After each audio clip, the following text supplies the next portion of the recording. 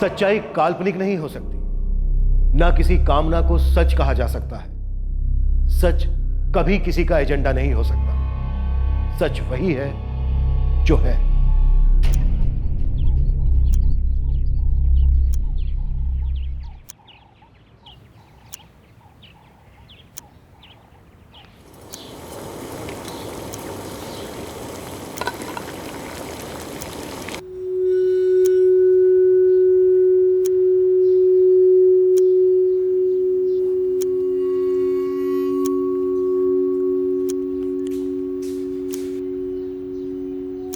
Good morning बाबा।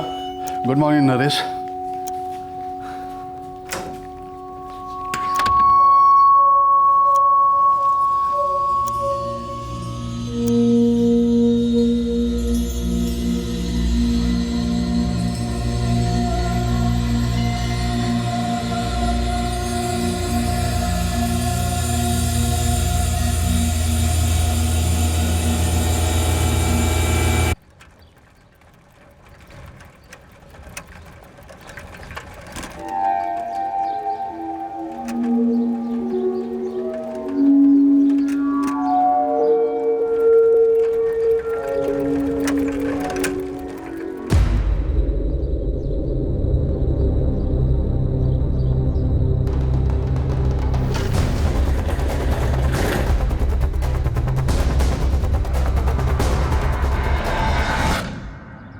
Accident कैसे हुआ ये मुझे नहीं पता। मैं जब उधर से आ रहा था तो वो आदमी वहाँ घायल पड़ा हुआ था। आप सब लोगों में से इस आदमी को कोई नहीं पहचानता? डेली आता है। हाँ साहब, हमने भी कई बार देखा है, लेकिन वो बंदा कौन है और कहाँ रहता है ये मुझे नहीं पता। सर, फोन में सिक्योरिटी कोड लगा हुआ है। एक कांस्टेबल अपने साथ लेकर जाओ और आसपास की जितनी भी हाउसिंग कॉलोनीज है सब में जाकर पता करो। जी सर। जाओ। नवीन, और आप सब लोग भी अपनी सोसाइटी में, आसपास की सोसाइटीज में इस आदमी के बारे में पता कीजिए। तब तक हम इस फोन को अनलॉक करने की कोशिश करते हैं।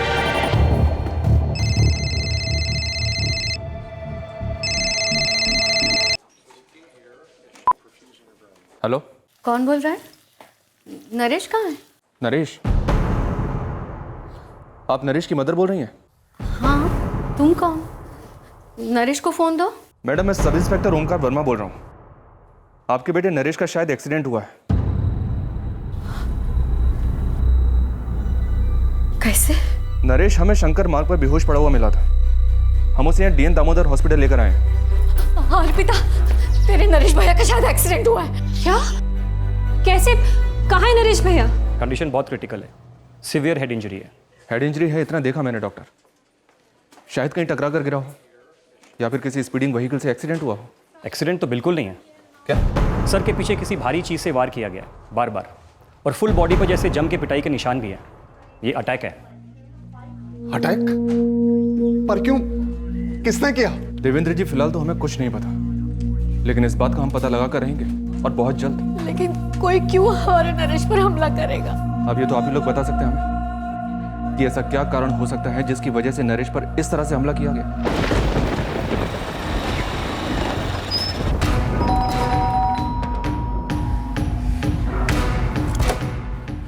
प्रदीप जी, हमारे कार्यकर्ता नरेश शर्मा पर अटैक हुआ है। क्या? कहाँ? मॉर्निंग वॉक पे घेर लिया सालों ने, बहुत पीटा है उसे। कैसा नरेश? सीरियस है, डीएम दामोदर हॉस्पिटल में एडमिट है। एक काम करो, सारे कार्यकर्ताओं को इकट्ठा करो और हॉस्पिटल पहुंचो, हम आते हैं वहीं पर। सर, हम क्राइम सीन पर दोबारा आए हैं रीचेक के लिए। कोशिश करें पता करने की, किसी और ने शायद कुछ देखा हो। ठीक है ओमकार, लगे रहो, मैं हॉस्पिटल पहुंच रहा हूँ। विक्टिम जन जागृति पार्टी का कार्यकर्ता है। उनके एमएलए प्रदीप जी का मुझे कॉल आया था। आरोपों की गोलियां चलने लगी है। प्रदीप जी, हमें भी बस उतना ही मालूम है जो पुलिस ने हमें बताया। शंकर मार्ग पर नरेश बेहोश मिला किसी आदमी को। उसी ने पुलिस को फोन करके बुलाया। देवेंद्र जी, हमारे बुजदिल अपोजिशन वालों ने अपनी औकात दिखाई है नरेश पे इस तरह हमला करके, लेकिन आप बिल्कुल चिंता मत करिए, नरेश पूरी तरह ठीक होकर वापस आएगा। प्रदीप जी, हमारी एक टीम शंकर मार्ग पर मौजूद है। वो लोग सबूत इकट्ठा कर रहे हैं। हमलावर प्रोग्रेसिव फ्रंट पार्टी के गुंडे हैं इंस्पेक्टर साहब। आप इनके लीडर रमाकांत दीक्षित को उठवाइए ये उसके ही बंदों का काम है। जैसे ही नरेश को होश आता है हम उसका स्टेटमेंट लेंगे और तुरंत एक्शन लिया जाएगा। जब तक हमारे नरेश को होश आएगा और आप एक्शन लेंगे ना, तब तक रमाकांत एक्शन ले चुका होगा, भगा चुका होगा अपने बंदों को कहीं और। अभी मौका है, वक्त है, वेस्ट मत कीजिए। सर जी, क्या हुआ शव? नरेश नहीं रहा।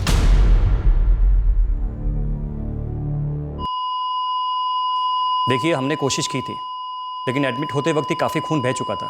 जब व्हीलिंग किया तो ऑपरेशन थिएटर में, तभी मैंने कहा था कि पेशेंट काफ़ी क्रिटिकल है। तो हमारे एक और कार्यकर्ता का कत्ल कर दिया उन लोगों ने। अराजकता की नई मिसाल पेश कर रहे हैं और आपसे कुछ हो नहीं रहा। लगता है अब सब कुछ हमें ही करना होगा। हमारी प्रिलिमिनरी इन्वेस्टिगेशन पूरी हो जाने दीजिए, हम ये मामला हैंडल कर सकते हैं। ये हैंडल वैंडल होने वाला मामला नहीं है अतुल जी। मैं कह रहा हूं अभी जाकर आप रमाकांत दीक्षित को अरेस्ट कीजिए। उसके गुंडे हमारे कार्यकर्ताओं को चुन चुन कर मार रहे हैं। डिपार्टमेंट में जितने भी ऑफिसर्स ने लीव एप्लीकेशन दी है सब कैंसिल कर दो और सबको बंदोबस्त ड्यूटी पर लगा दो। एक भी सेंसिटिव एरिया छूटने ना पाए। मैं रमाकांत दीक्षित से बात करता हूँ। सर, हमने अपनी प्रिलिमिनरी इन्वेस्टिगेशन शुरू कर दी है और मैंने प्रदीप जी को भी कन्विंस कर लिया है कि बॉडी का पोस्टमार्टम करवाना ही पड़ेगा।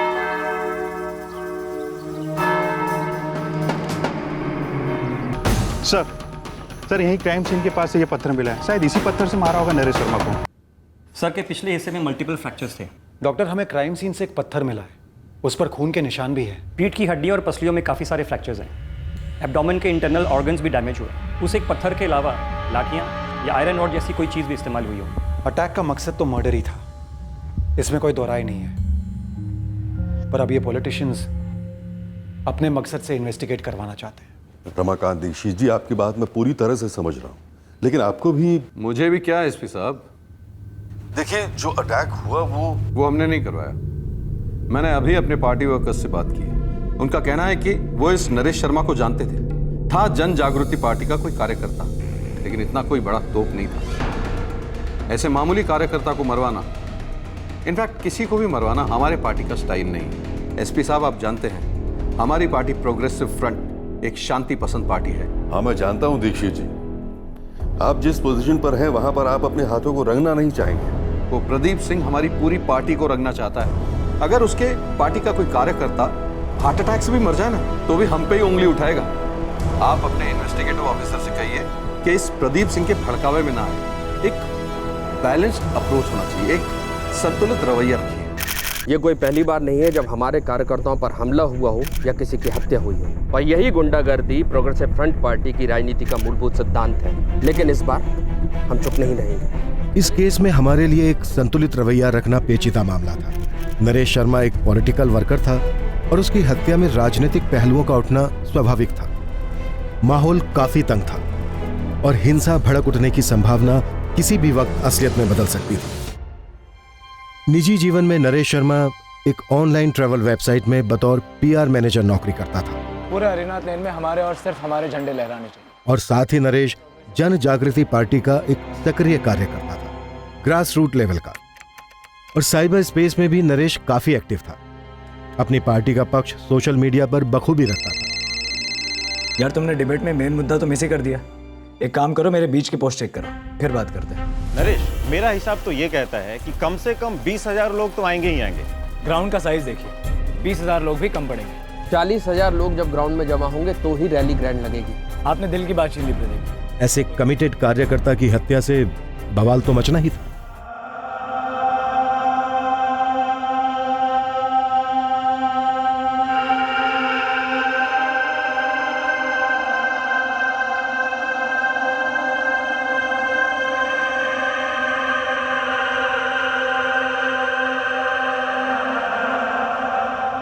अनिल, तू डर मत।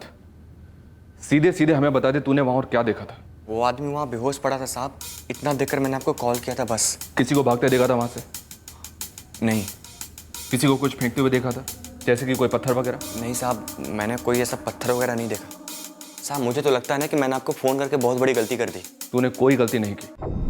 तूने जो किया एकदम सही किया। क्या सही किया साहब? अब सारे पॉलिटिक्स वाले मेरी जान के पीछे पड़ जाएंगे। कुछ नहीं होगा तुझे, बस तू हमें सच सच बता दे, तूने वहां और क्या देखा था? साहब, खबरों का एक पत्ता तक नहीं हिल रहा है। किसने किया, कैसे निकल गए, कुछ पता नहीं चल रहा। और मॉर्निंग वॉक के बाद भीड़ तो अच्छी खासी होती है, लेकिन लोगों की पड़ी है, कोई मुंह नहीं खोल रहा है। ये रमाकांत दीक्षित की प्रोग्रेसिव फ्रंट पार्टी पे जो आरोप लगा रहे हैं प्रदीप जी, उसका क्या? प्रोग्रेसिव फ्रंट पार्टी के कुछ लड़कों को जानता हूं मैं सर, उनसे बातचीत हुई तो वहाँ भी सब लोग यही सोच रहे हैं कि इस नरेश शर्मा को किसने टपका दिया। सर, नरेश के क्रियाक्रम में तकरीबन 700-800 लोग थे।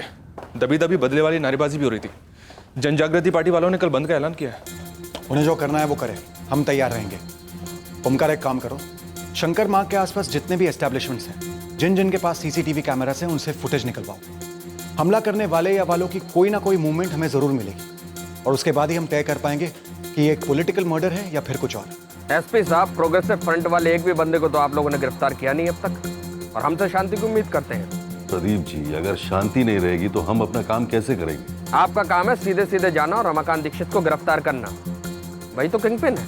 आप लोग उसके मोहरों की तलाश में लगे हैं।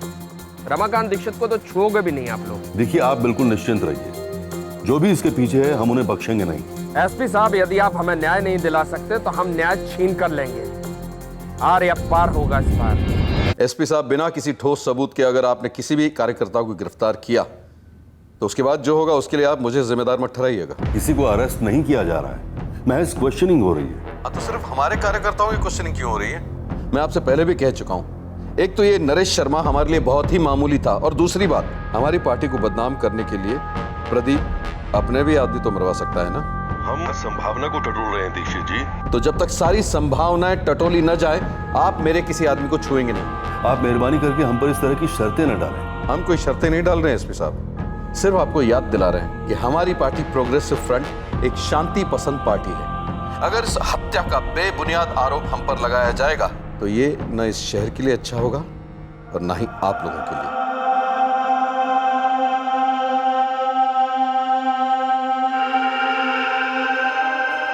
माँ, पापा, मैं स्कूल जा रही हूँ। मैं पिछले साल ही रिटायर हुआ, प्राइवेट कंपनी थी। नरेश 4 साल से ट्रैवल कंपनी में जॉब कर रहा था। नरेश की पहले से ही पॉलिटिक्स में दिलचस्पी थी, हमें पता था वो जन जागृति पार्टी के साथ जुड़ा हुआ था। पर सच कहता हूँ, इस बात का जरा भी अंदाजा नहीं था कि वो किस हद तक इन्वॉल्व है इन सब में। इस बारे में नरेश हमसे कभी कुछ बात नहीं करता था। अच्छा, क्या नरेश का कभी किसी के साथ कोई झगड़ा हुआ था या किसी ने उसे कोई धमकी दी थी? क्या उसने आप लोगों को ऐसा कुछ कहा था कभी? क्योंकि उसके फोन रिकॉर्ड से तो हमें ऐसा कुछ नहीं मिला है। नरेश ने हमें ऐसा कुछ नहीं बताया था और ना ही हमने ऐसा कुछ देखा था या सुना था। 7 तारीख की सुबह जब वो अपने वॉक के लिए निकला, तब क्या सब कुछ नॉर्मल था या आप लोगों ने कुछ अजीब देखा या महसूस किया? सब कुछ नॉर्मल था, हमेशा की तरह। मैथ्स पढ़ाती हूँ 2nd से 5th स्टैंडर्ड तक। मुझे कोई आइडिया नहीं है सर भैया को कहाँ से और किससे खतरा था। हाँ, वो पॉलिटिकली एक्टिव थे, लेकिन मेरे से और माँ पापा से इस टॉपिक पर कुछ खास डिस्कस नहीं करते थे। अर्पिता, तुम्हारे नरेश भैया जिस पार्टी से जुड़े थे, जन जागृति पार्टी, वो पार्टी उनकी ऑपोजिट पार्टी प्रोग्रेसिव फ्रंट पर आरोप लगा रही, और दूसरी तरफ प्रोग्रेसिव फ्रंट वाले ये कह रहे हैं कि तुम्हारे नरेश भैया को उसी की पार्टी ने मोहरा बनाकर मरवा दिया होगा ताकि वो प्रोग्रेसिव फ्रंट पर आरोप लगा सके। सर, नरेश भैया बहुत ही स्मार्ट और इंटेलिजेंट थे, उनके काम की सब तारीफ करते थे। ऐसा आदमी किसी के हाथ का मोहरा बनेगा, इस पर मुझे यकीन नहीं होता सर। सर, नरेश शर्मा की फैमिली के साथ बात करने के अलावा हम इस केस में 1 इंच आगे नहीं बढ़े हैं, और इसका सबसे बड़ा कारण है प्रदीप सिंह और रमाकांत दीक्षित।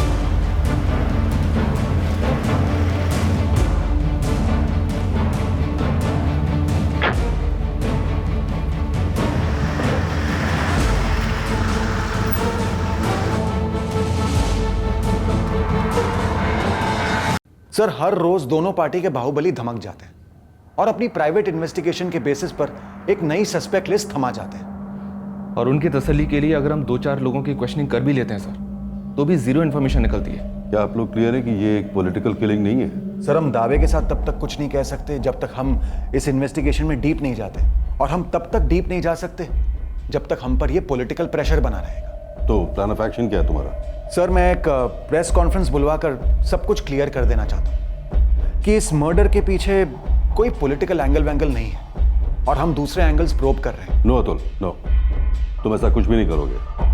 प्रेस कॉन्फ्रेंस बिल्कुल नहीं होनी चाहिए, सोशल मीडिया पर भी कुछ नहीं। हो सकता है मामला और भड़क जाए और बैठे बैठे कम्युनल प्रॉब्लम सर पर आ जाए। हमें इस मामले की तह तक जाने के लिए इस पॉलिटिकल प्रेशर से बाहर निकलना ही होगा, नहीं तो हम उनके कहने पर इसी तरह गोल गोल नाचते रहेंगे।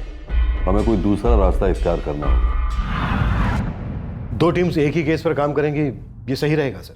अभय, सर तुम और ओमकार एक साथ मिलकर इस केस के सारे एंगल्स को अच्छी तरह एक्सप्लोर करोगे। सर। I told you. जी सर। चूंकि तुम प्रदीप सिंह और रमाकांत दीक्षित के साथ डील करते आए हो, तुम उन्हें एंगेज करते रहो और देखो पॉलिटिकली कोई रिमोट सा भी एंगल बनता है या नहीं। Okay sir. इस तरह हम शहर में टेंशन को भी काबू में रखेंगे और केस में भी आगे बढ़ते रहेंगे। जिसने भी नरेश शर्मा को मार डाला है उस अटैकर को ट्रैक डाउन करके ही दम लेंगे। Alright sir.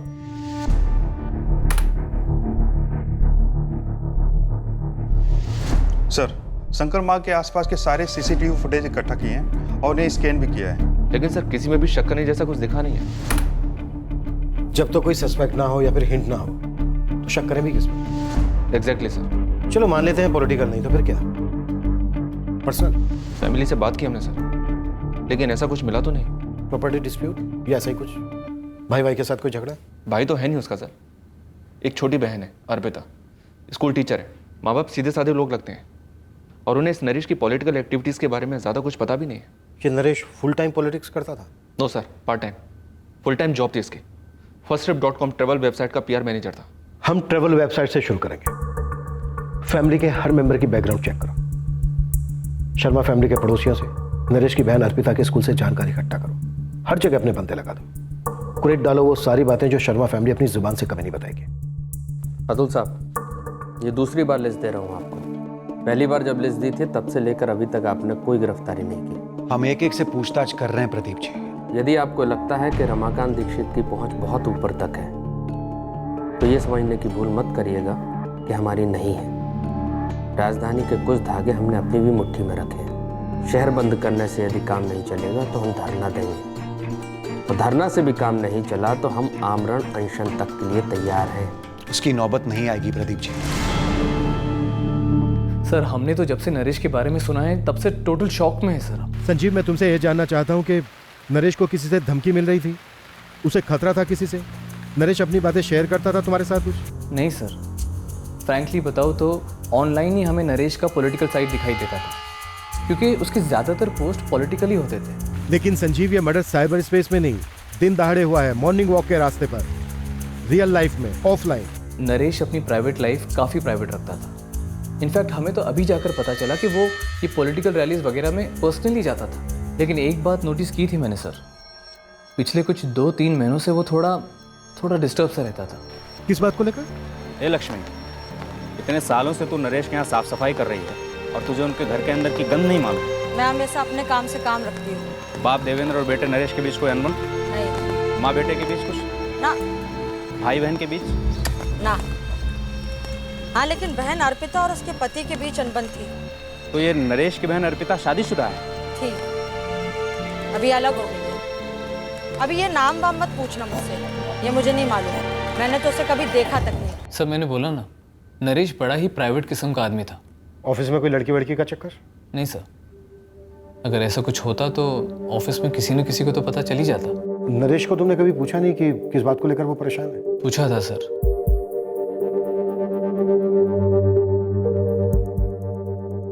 क्या बात है नरेश, कुछ परेशानी है? हाँ, नहीं तो कुछ दिनों से चुप है। यार, आदमी थोड़ा कम बात करे तो कोई प्रॉब्लम होनी जरूरी है क्या? कुछ भी यार संजीव। सर, नरेश तब कुछ ऐसे पेश आया जैसे कि कुछ हुआ ही नहीं है, लेकिन कुछ बात जरूर थी जो वो बताना नहीं चाहता था। टेंशन? कैसा टेंशन? श्याम, तेरे से कुछ बोला था नरेश ने? नहीं प्रदीप जी, मुझसे कुछ नहीं। आप लोगों को कुछ ऐसा पता चला है जो अभी तक मैं नहीं जानता? मतलब रमाकांत के गुंडों ने कोई जानवर लेने की धमकी दी थी क्या? जी नहीं, हमने नरेश का ऑनलाइन रिकॉर्ड चेक किया था। वो काफ़ी पॉलिटिकल पोस्ट शेयर करता था, लेकिन कमेंट्स में हमने ऐसी कोई टेंशन वाली बात नहीं पड़ी। लेकिन हमारे सुनने में आया है कि नरेश किसी बात को लेकर तो परेशान था, तो इसीलिए हम आप लोगों से पूछ रहे हैं कि क्या नरेश ने कभी आपसे ऐसी कोई बात कही थी? अगर उसने बताया होता तो उसकी परेशानी ज़रूर दूर करता। मसला कैसा भी होता वहीं का वहीं हैंडल होता। नरेश का किसी लड़की से चक्कर होता तो वो सबसे पहले हमें बताता। नरेश हर रोज मॉर्निंग वॉक पर जाता था, सेम टाइम? जी हाँ, उसी टाइम पे सालों से वो कभी नहीं छोड़ता। ठंड हो या बारिश, नरेश वॉक पे जाता ही जाता था। नरेश भैया की गर्लफ्रेंड? नहीं नहीं सर, अगर ऐसा कुछ होता तो वो सबसे पहले घर पे बताते। तो फिर नरेश किस बात को लेकर डिस्टर्ब रहा होगा? वही तो मैं भी सोच रही हूँ सर। अर्पिता, क्या नरेश को तुम्हारा और तुम्हारे पति धीरज का डिवोर्स खटक रहा था? मेरा डाइवोर्स भैया को खटक रहा था, पर क्यों? ये जगतपुर थाने में एक पुलिस कंप्लेंट है 2014 की। खैर अब तो फाइल क्लोज्ड है, पर उन दिनों तुमने अपने पति धीरज नागपाल के खिलाफ शिकायत दर्ज करवाई थी और उसके बाद तुमने अपने पति धीरज से डिवोर्स फाइल किया। हाँ हाँ सर, मुझे मालूम है मैंने डाइवोर्स कब फाइल किया और क्यों, लेकिन ये 2 साल पुरानी बात है ना, और 2 साल पुरानी बात को लेके भैया अभी क्यों परेशान होते? आपको क्या लगता है, क्या धीरज ने 2 साल पहले की बात के लिए नरेश पर हमला करवाया होगा? पुलिस कह रही है नरेश एक अरसे से डिस्टर्ब था। कहीं नरेश से दोबारा उस धीरज से झगड़ा तो नहीं कर लिया था? 2 साल मेंटली टॉर्चर किया मेरी बहन को, उस पर हाथ उठाया तूने। तेरी हिम्मत कैसे हुई धीरज? आवाज नीची नरेश, ये घर है मेरा, तेरी पार्टी की रैली नहीं है। तो तेरी बहन को ना हर बात बहुत बढ़ा चढ़ा के बोलने की आदत है। एक काम कर, अपने साथ साथ पॉलिटिक्स में ज्वाइन करवा ले उसे। अगर अर्पिता अपने पति और ससुराल वालों के साथ नहीं बना पाती तो इसका यह मतलब नहीं कि आप बेमतलब उन पर कीचड़ उछालो। देखिए देवेंद्र जी, शादी को सिर्फ 2 साल हुए हैं और 2 साल का अरसा क्या होता है? अरे उतार चढ़ाव तो अभी शुरू हुए हैं। और देखिए आपकी बेटी अर्पिता को भी जरा समझदारी से काम लेना चाहिए। सुबोध जी, नरेश और मैंने एक एक पाई जुटाकर आपकी सारी डिमांड पूरी की थी शादी में। जो हमसे बन पाया वो हमने अर्पिता और आपको दिया। अब कार खरीदने के लिए आप लोग पैसों की मांग कर रहे हैं, ये कहां की समझदारी हुई? 2 साल तुम लोगों ने छला है मेरी बहन को। अगर अर्पिता ने मुझे तभी बता दिया होता ना तो सब कुछ तभी के तभी सेटल कर देता मैं। अच्छा, कैसे करता सेटल? रोकड़ा रखता हमारे सामने? नहीं, बीच बाजार में तुम सबकी नाक रगड़ करना 2 चमाट लगाता मैं। दहेज ये लफ्ज तेरे मुंह पर भी नहीं आता कभी। जिस आसमान में तू उड़ रहा है ना पॉलिटिक्स के, वो हमारे सामने मत दिखा। तू 2 लगाता ना, बदले में 4 देता मैं भी तुझे। अरे चुप कर नामर्द साले, कायर डरपोक। मुझसे डायरेक्ट आंख मिलाकर भीख मांगने की हिम्मत नहीं हुई तेरी तो मेरी बहन पर हाथ उठाया। बस भी करो, अब मेरी बात ध्यान से सुनो। या तो हम समझौता कर सकते हैं, सेटल कर सकते हैं, या आपकी बेटी पूरी जिंदगी बड़ी तकलीफ में रहने वाली है। तकलीफ में तो वो यहां 2 साल से थी सुबोध जी, आपके घर में। आप घर के बड़े हैं, आपके सामने मेरी बेटी आपके बेटे के हाथों पिटती रही और आपने उसे रोका नहीं। अर्पिता इस हद तक परेशान हो गई है ना कि वो आपके घर में एक कदम भी नहीं रखना चाहती। बस अब हमें कोई समझौता नहीं करना है। देखिए ससुर जी, मैं कोई पहला आदमी नहीं हूं बिरादरी में जिसका गुस्से में हाथ उठ गया हो, लेकिन अब आपकी बेटी अहंकार दिखा रही है मुझे। मेरी बहन खुद की इज्जत करने लगी तो तुझे अहंकार लगता है। अब तुम मेरा अहंकार देख, क्या हश्र करता हूं मैं तुम सबका। पुलिस ने मुझसे भी यही बात पूछी थी पापा। पर क्यों अर्पिता? मेरी तो कुछ समझ में ही नहीं आ रहा।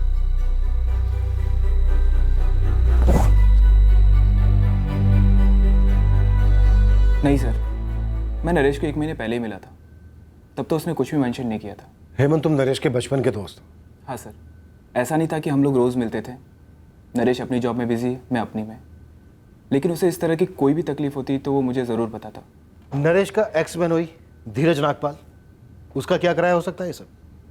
धीरज और नरेश का झगड़ा भी हुआ था, नरेश ने धमकियां भी दी थी धीरज को। बोल नहीं सकते सर, लेकिन हाँ, नरेश को ज़बरदस्त गुस्सा आया था जब धीरज ने अर्पिता के ऊपर हाथ उठाया था। लेकिन दूसरी तरफ नरेश को अपनी बहन अर्पिता की शादी टूटने का दुख भी था। वो चाहता था कि डाइवोर्स ना हो। नरेश किस तरह का आदमी था? कोई गर्लफ्रेंड नहीं, हमने सुना है काफ़ी डिसिप्लिन था। हाँ सर, नरेश काफ़ी डिसिप्लिन था, ट्रेडिशनल। उसकी विचारधारा ही ऐसी थी। क्या विचारधारा थी नरेश की? सब कुछ कायदे से होना चाहिए। नरेश के लिए उसकी सोच, उसकी सिद्धांत, उसकी विचारधारा, आइडियोलॉजी, ये सब बातें हमेशा टॉप पर आती थी। उग्र था अपनी विचारधारा को लेकर? करेक्ट सर, उग्र और सख्त भी। टाइम पर उठो, टाइम पर ही सारे काम करो, समाज के बनाए हुए नियमों के अनुसार ही चलो। नरेश के फादर देवेंद्र जी भी इसी विचारधारा को मानते हैं? नरेश के पापा तो नरेश से काफ़ी ज़्यादा मॉडर्न है, चीज़ों को लेकर फ्लेक्सिबल है, लेकिन नरेश बिल्कुल भी नहीं। नरेश की इस उग्र विचारधारा से किसे नुकसान हो रहा था? क्या मतलब सर? मतलब ये हेमंत कि हमने पॉलिटिक्स में जमीन आसमान छाना, सोशल मीडिया पर नरेश की पोस्टिंग, उसके पॉलिटिकल अपोनेंट्स के साथ जो डिबेट्स होते थे हर जगह वो अपनी उग्र विचारधारा के साथ गायब था। लेकिन सर उसने ऐसा कुछ भी तो नहीं लिखा था कि जिससे मर्डर हो जाए। वही तो, पॉलिटिक्स से परे उसकी उग्र विचारधारा से किस कदम उठ रहा था? काश मैं आपको बता पाता सर 1 साल पहले मिला था अर्पिता से कोर्ट में, जब डिवोर्स केस फाइल हुआ था तब से नहीं मिला हूँ, और तभी से ना अर्पिता ना उसकी फैमिली में से किसी से बात हुई है। तो फिर हत्यारे को क्यों भेजा? नरेश को मारने के लिए? अर्पिता से बदला लेने के लिए? क्या बात कर रहे हैं सर आप? ये सब बकवास है। वैसे हमने ज्यादा बारीकी में ध्यान नहीं दिया, पर हमने नरेश के पूरे परिवार के कॉल रिकॉर्ड्स निकलवाए और उनमें से हमें ऐसा कुछ नहीं मिला। इस नरेश के बारे में कुछ है अतुल? नरेश के हर करीबी का कहना है कि नरेश बेहद प्राइवेट किस्म का आदमी था, कुछ परेशानी थी उसे, पर क्या परेशानी थी किसी को नहीं पता। मेरे कारण डिस्टर्ब था नरेश। सर इसमें लॉजिक क्या है? 2 साल हुए अर्पिता से अलग हुए, डाइवोर्स भी आजकल में आ जाएगा, यही तो चाहता था नरेश। पर धीरज, तुम शायद बदला चाहते थे, उस जिल्लत का जो तुमने भुगती थी नरेश की धमकियों की वजह से। इतनी पुरानी बात, वो तो कब का खत्म हो चुका था। अर्पिता ने तुम्हारे खिलाफ घरेलू हिंसा का केस वापस ले लिया, क्यों? सर मैंने ही अर्पिता से रिक्वेस्ट की थी कि ये केस वापस ले ले, क्योंकि ये केस जितना नुकसान मुझे पहुंचा सकता था उतना ही अर्पिता को भी। मुझे बेरहमी से पीटते वक्त डर नहीं लगा धीरज, दहेज मांगते वक्त तब भी डर नहीं लगा। अब तुम्हें डर लग रहा है जेल जाने से। शायद ना जाऊं जेल, बेल हो, और फिर हम सालों साल कोर्ट के चक्कर लगाते रहेंगे। अर्पिता मेरी जॉब में प्रॉब्लम होगी और तुम्हें भी बार बार कोर्ट जाने में खुशी नहीं मिलेगी। तुम्हारे घर में भी मुझे कोई खास खुशी महसूस नहीं होती थी जब तुम सब मिलकर मेरा खून पीते थे। मैं सबकी तरफ से और खासकर मेरी तरफ से हाथ जोड़ के तुमसे माफी मांगता हूँ। प्लीज ये केस वापस ले लो। डिवोर्स के जो भी टर्म्स होंगे मैं बिना पढ़े कबूल कर लूंगा। प्लीज तुम ये केस वापस ले लो, कोर्ट जाने में किसी का फायदा नहीं है। अर्पिता तो केस वापस लेने के पक्ष में बिल्कुल नहीं थी, तो नरेश ने अर्पिता को समझाया, तब जाके अर्पिता ने केस विड्रॉ किया। और तो और सर, डिवोर्स पेपर साइन होने से पहले तकरीबन 1 साल तक नरेश ने हम दोनों के बीच पैचअप करवाने की भी कोशिश की थी। जलील करने और उन मारने की धमकियां देने के बाद? सर वो सब बातें गर्मा गर्मी में की गई थी जो बाद में भुला दी गई थी। इनफैक्ट डिवोर्स पेपर साइन करने के बाद मैंने खुद नरेश को कॉल किया था। जो ये सब कुछ हुआ उसके लिए माफी मांगी और उसकी कोशिशों के लिए मैंने उसे थैंक यू भी कहा था। ये सब हो जाने के बाद मैं क्या मारूंगा उसे सर, और क्यों मारूंगा? भाई बहन के बीच कोई प्रॉपर्टी का मसला? नरेश की उग्र विचारधारा, या फिर सर फादर देवेंद्र का कोई मसला हो? या शायद ये वाकई में पॉलिटिकल किलिंग है। रमाकांत दीक्षित की थ्योरी कि प्रदीप सिंह ने खुद अपनी पार्टी के कार्यकर्ता नरेश को मरवा दिया ताकि प्रोग्रेसिव फ्रंट और रमाकांत दीक्षित पर ब्लेम आ जाए। ये दोनों पार्टियां, इनकी दुश्मनी बरसों की है। इनकी विचारधाराएं आपस में भिड़ती आई है और इनके कार्यकर्ता भी। खून पहले भी बह चुका है। अर्पिता जी, आपके फादर देवेंद्र जी की कोई प्रॉपर्टी, कोई पुश्तैनी जायदाद जिसे लेकर आपके और आपके भाई नरेश के बीच कोई अनबन थी? पर्सनल फ्रंट पर प्रॉपर्टी का एंगल टटोला गया। अर्पिता से पूछताछ की। अच्छा देवेंद्र जी, आपने अपनी प्रॉपर्टी अपने दोनों और साथ ही पिता देवेंद्र और मां सुजाता की भी क्वेश्चनिंग हुई, इस उम्मीद से कि कम से कम कोई एक ऐसी लीड देगा जो पर्सनल एंगल थ्योरी का सुराग बने। लेकिन ऐसा नहीं हुआ। हम हर मुमकिन एंगल टटोल रहे हैं, पर वह यह भी हो सकता है कि ये बंदा नरेश मॉर्निंग वॉक पर निकला, कोई चोरी या मोलेस्टेशन या ऐसा ही कुछ हो रहा था, इसने ऑब्जेक्शन किया, उसे रोकने की कोशिश की और गर्मा गर्मी में मर्डर हो गया। हो सकता है सर, हाल ही में एक रिक्शे वाले को सिर्फ इसलिए मार दिया गया क्योंकि उसने किसी को पब्लिक में टॉयलेट करने से रोका था। वो भी हो सकता है। और जहां तक हमें पता चला है नरेश अग्रेसिव टाइप का था। और हमें क्राइम सीन पे से जो पत्थर मिला है उसका क्या, जिससे नरेश को बार बार मारा गया? शायद वो पत्थर अटैकर ने यहीं रास्ते से उठाया। लेकिन नरेश को तो डंडे से भी पीटा गया था। डेफिनेटली 1 से ज्यादा लोग रहे होंगे।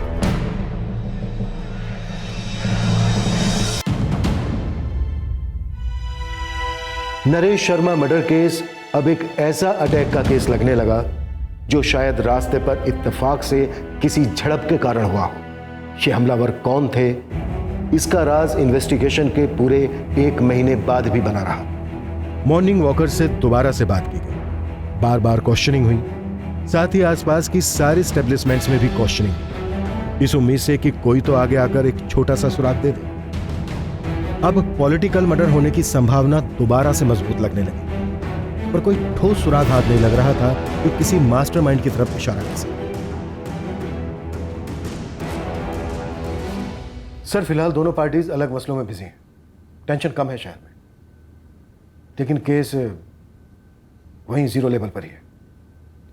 सर, हमें लगता है कि यह वाकई एक रैंडम सा अटैक था और हमलावरों की किस्मत अच्छी थी कि उन्हें किसी ने देखा नहीं। शायद ऐसा हुआ हो, लेकिन उन हमलावरों को अरेस्ट करना बेहद जरूरी है ऑफिसर्स, क्योंकि ये पॉलिटिकल पार्टीज के बीच की चिंगारी कभी बुझती नहीं है। पता नहीं कब पलटवार प्लान करेंगे ये जन जागृति पार्टी वाले। सर, वैसे तो हर पर्सनल एंगल को टटोला गया है, लेकिन एक सवाल का जवाब अभी तक नहीं मिला है। कत्ल के 2-3 महीने पहले से नरेश इतना परेशान क्यों था? ऐसा तो हो ही नहीं सकता कि किसी को जवाब मालूम ना हो। कोई जानबूझकर बोल नहीं रहा है, और यही शायद तुम लोगों की नीड है। बेहद प्राइवेट किस्म का था ये आदमी, नरेश शर्मा। इसकी लाइफ में बस 3 ही लोग थे, माँ, बाप और छोटी बहन अर्पिता। क्या उन तीनों के रास्ते का कांटा बन गया था नरेश? क्या वो तीनों नरेश को अपने रास्ते से हटाना चाहते थे? क्योंकि वो तीनों चुप हैं, राइट? ये खामोशी शायद कुछ कह रही है ऑफिसर्स। नरेश शर्मा के परिवार के तीनों सदस्यों को एक बार फिर रडार में लाया गया। उनकी हर मूवमेंट बारीकी से स्टडी की।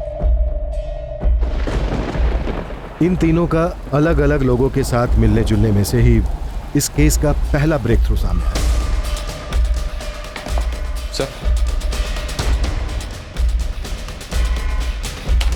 सर, ये नरेश के बारे में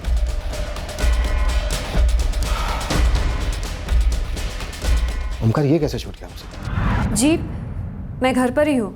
अर्पिता जी, हम चाहते हैं कि आप अभी इसी वक्त हमारे थाने आ जाएं। क्या है ये? पढ़ लीजिए। मतलब क्या है सबका? क्या लिखा है? पढ़िए पढ़िए अर्पिता जी। वो वॉक के लिए निकल चुका है। कौन वॉक के लिए निकल चुका है? वही जो कभी मॉर्निंग वॉक मिस नहीं करता, आपके नरेश भैया। जी नहीं। 7 जुलाई को 6:35 पर यह मैसेज आपने चैट ऐप से विक्रम प्रसाद को भेजा। और हम जानते हैं ये विक्रम प्रसाद आपके स्कूल में एडमिन ऑफिसर है। हम और भी बहुत कुछ जानते हैं अर्पिता जी।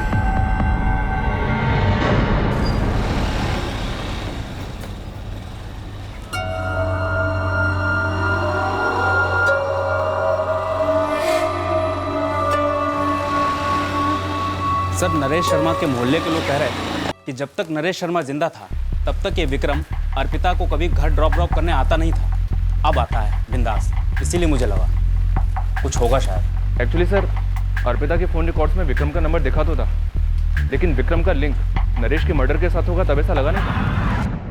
हमने पहले आपके चैट ऐप के डिटेल्स निकलवाए नहीं थे। तो कहिए अर्पिता जी, क्या वजह थी कि आपने ये इन्फॉर्मेशन अपने स्कूल के एडमिन ऑफिसर विक्रम प्रसाद के साथ शेयर किया कि आपके नरेश भैया सुबह 6:35 को वॉक के लिए निकलने वाले हैं, और उसके चंद मिनटों बाद ही आपके नरेश भैया पर जानलेवा हमला हुआ? सर, विक्रम प्रसाद को अरेस्ट कर लिया हमने। सर, विक्रम ने तो चुपचाप घुटने टेक दिए, लेकिन इसके छोटे भाई आशीष ने हल्की सी कोशिश की सुपरमैन बनने की, पर छोटी सी चेस के बाद वो भी हमारे हाथ में आ गया। देवेंद्र और सुजाता शर्मा को शौक लगा ये जानकर कि उनकी अपनी बेटी उनके बेटे की मौत का कारण है। एक बहन एक भाई के कत्ल के पीछे। नरेश शर्मा के मर्डर में दूर दूर तक कोई पॉलिटिकल एंगल नहीं। धीरज ने वादा किया है अर्पिता, फिर कभी हाथ नहीं उठाएगा तुम पर। अपनी गलतियों को सुधारना चाहता है वो। कितनी बार कहूं नरेश भैया, मुझे धीरज के साथ एक और सेकंड नहीं बिताना। डाइवोर्स के लिए फाइल कर रही हूं मैं। नरेश, इस मामले में मैं अर्पिता के साथ हूं। पापा, 2 साल कम नहीं होते, पूरे 2 साल अर्पिता ने चू तक नहीं की। क्यों नहीं बताया हमें कि क्या चल रहा था वहां पर? बात तब के तब सही कर देते, बात यहां तक पहुंचती नहीं। तो क्या मैंने कोशिश नहीं की एडजस्ट करने की? अरे मैं नहीं चाहती थी कि अपना दुखड़ा लेके मायके आऊं। मेरी भी अपनी गरिमा है, इज्जत है, मैंने सहन किया, लेकिन जब बर्दाश्त के बाहर हो गया अपने घर आ गए। लेकिन आप सब पे बोझ नहीं बनूंगी मैं, अपने पैरों पे खड़ा होना है मुझे। अर्पिता, सिर्फ पैरों पर खड़ा होना काफ़ी नहीं होता। इस समाज में, बिरादरी में सर उठाकर खड़ा होना पड़ता है। इस डिवोर्स के बाद ना तुम्हारे लिए वो आसान नहीं होगा। भैया वो मैं अपना देख लूँगी, जो भी प्रॉब्लम्स आएंगी मैं उनके साथ डील कर लूँगी। ये जो तुमने स्कूल में जॉब पकड़ा है, सिर्फ ये बात साबित करने के लिए ना कि तुम अपने पैरों पर खड़ी हो सकती हो? हाँ और ना। हाँ इसलिए क्योंकि मैं अपने पैरों पर खड़े होना चाहती हूँ, इस घर में कुछ कंट्रीब्यूट करना चाहती हूँ। और ना इसलिए भैया क्योंकि मुझे आपको कुछ साबित वाबित नहीं करना है। मेरे लिए बस मेरी फ्रीडम, मेरी सेल्फ रिस्पेक्ट काफ़ी है। रिस्पेक्ट सबकी बनी रहेगी अर्पिता, अगर तुम धीरज के साथ सुलह कर लोगी। मैंने धीरज को डाइवोर्स पेपर्स भेज दिए हैं भैया। पेपर्स हैं, फाड़े जा सकते हैं, लेकिन रिश्ते इतनी आसानी से तोड़े नहीं जाते अर्पिता। और खासकर तब जब धीरज सुधर गया है, माफी मांग रहा है तुमसे। अर्पिता, समाज में शादी की ना अहमियत को समझो, अपने औरत होने के रोल को समझो। और तुम अपना घर बनाना चाहती हो या तोड़ना? भैया आप अपना लेक्चर, ये ज्ञान जाके अपनी पॉलिटिकल पार्टी की उन क्रांतिकारी औरतों को दीजिए, मुझे नहीं। उन्हें समझाइए औरतों का रोल वगैरह, लेकिन मेरे निजी मामलों से कोसों दूर रहिए। कोई विक्रम प्रसाद स्कूल में क्लरिकल पोजीशन पर जॉब करता है। वो कई बार अर्पिता और उसे मैंने साथ में देखा है। तो क्या हुआ बेटा? अर्पिता कुछ गलत नहीं कर रही है, उसकी निजी जिंदगी है। उसकी निजी जिंदगी है और हमारी कोई जिंदगी नहीं है। संस्कार वंस्कार कुछ नहीं है, इज्जत आबरू कोई मायने नहीं रखते। माँ, जिस तरह से होटल में बैठकर वो दोनों बात कर रहे थे ना, वीडियो बनानी चाहिए थी मुझे आप दोनों को दिखाने के लिए। मन तो कर रहा था कि वही दो खींच के दो।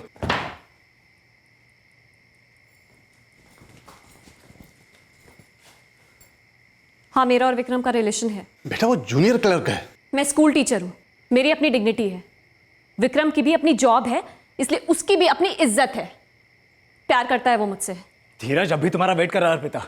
भैया इतना प्यार आता है धीरज पे तो आप खुद क्यों नहीं कर लेते उससे शादी? अर्पिता!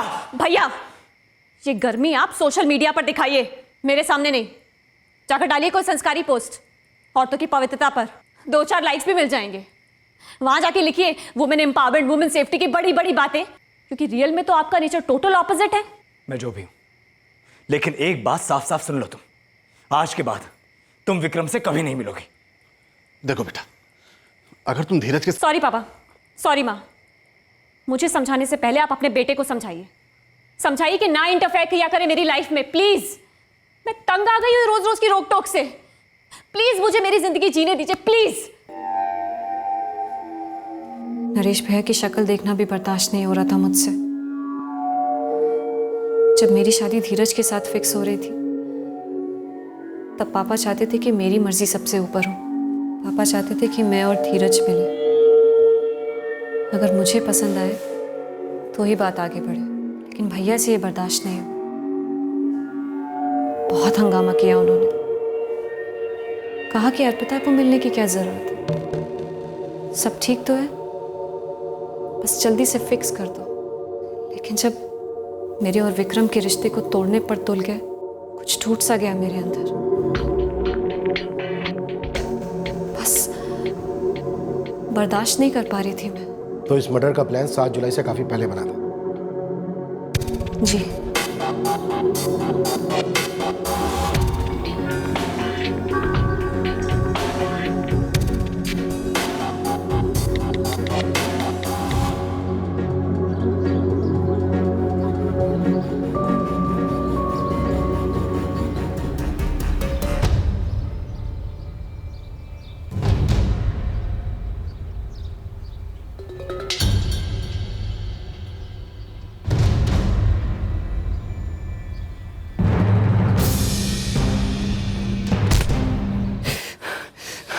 चल चल चल चल चल, भाग भाग। एक बार और सोच लो अर्पिता, मर्डर रिस्की होगा। विक्रम, यही एक तरीका है भैया की दखल अंदाजी और उनकी दादागिरी से छुटकारा पाने का। वैसे एक बंदा है पेशेवर, मैंने बात की है उससे, काम तो कर देगा पर कॉस्टली होगा। कितना? 4 लाख रेट है उसका। 75,000 है मेरे पास, बाकी का मैं बाद में किश्तों में चुका दूंगी। और वैसे भी पापा शायद भैया के नाम के एफडीज मेरे नाम कर देंगे। मेरे पापा ने मुझे कभी इतना डोमिनेट नहीं किया जितना नरेश भैया ने। उनकी विचारधारा को हिला के रख देती थी मेरी आज़ादी। हमेशा मुझे ताना मारते रहते थे कि ये डाइवोर्स मेरी ज़िंदगी बर्बाद कर देगा। और जब मुझे विक्रम से प्यार हुआ, मैंने खुद उसे अपना लाइफ पार्टनर चुना, तो उनसे बर्दाश्त नहीं हुआ। इस विक्रम से तुम्हें सच में प्यार था, या फिर अपने भैया को कुछ साबित करने के लिए ये सिर्फ एक मोहरा था? पता नहीं, शायद मोहरा था, शायद प्यार था।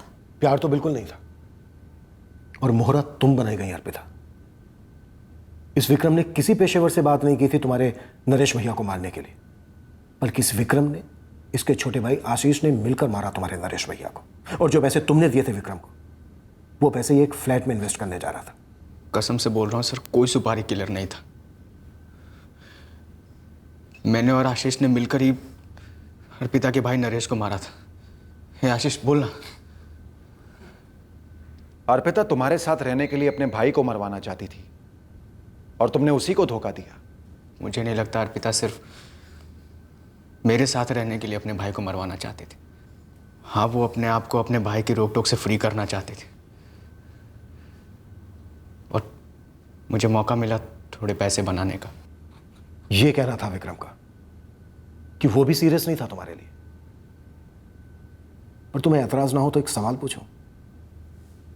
तुम एक बुरी शादी से बाहर निकली, सही किया, अपने पैरों पर खड़ी हुई, बहुत सही किया।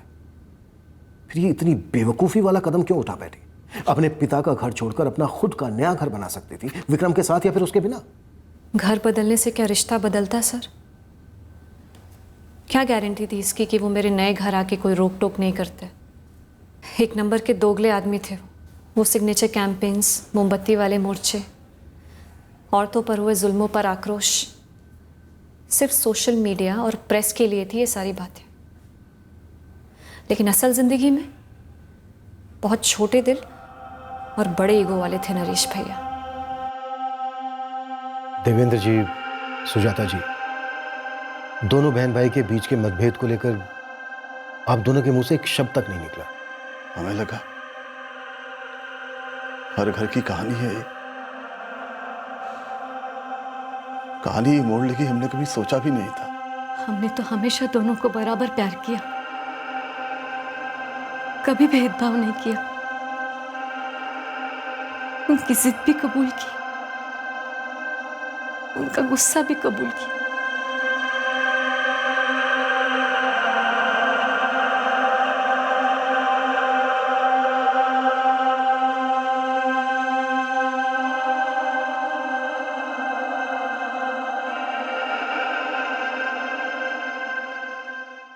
किसी को डोमिनेट करना, अपनी सोच और विचारधारा उस पर थोपना, एक समय के बाद डोमिनेट करने वाले पर ही भारी पड़ जाता है। किसी भी चीज को जबरदस्ती कहीं फिट करते वक्त एक संभावना पैदा होती है कि उसका एक विपरीत परिणाम होगा, फिर वो चाहे आमने सामने हो या फिर सोशल मीडिया जैसी गुमनाम नकाबपोश दुनिया में हो। यह बिल्कुल जरूरी नहीं है कि हर कोई आपकी राय या अनुभवों का मोहताज हो। जियो और जीने दो। हर किसी को खुद अपना रास्ता चुनने का हक है। जय हिंद।